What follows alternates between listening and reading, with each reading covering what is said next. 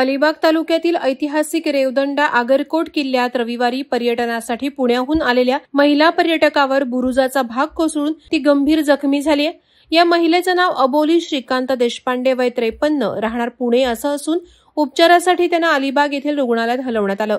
स्वातंत्र्य दिन आणि दहीहंडीच्या सुट्ट्या एकत्र आल्याने पुणे मुंबईहून मोठ्या प्रमाणावर पर्यटक रायगड जिल्ह्यात दाखल झाले होते।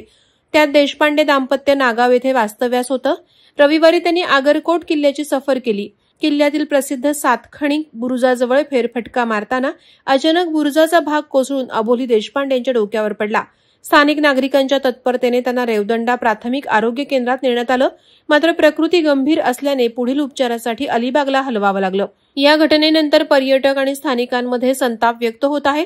पुरातत्व विभाग आणि शासनानं किल्ल्यांकडे केलेल्या दुर्लक्षामुळे अनेक किल्ल्यांची अवस्था बिकट झाली असून काही ठिकाणी बुरुज कोसळण्याच्या घटना घडत आहेत।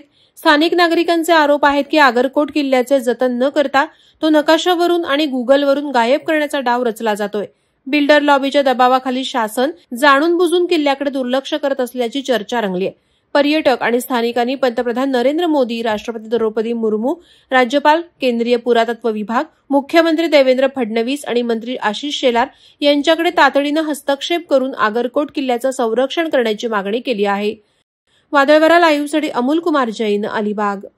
नवी मुंबई व रायगड जिल्ह्यातील ताज्या बातम्या आणि घडामोडींसाठी सबस्क्राईब करा वादळवारा लाईव्ह चॅनल आणि दाबा बेल आयकॉन।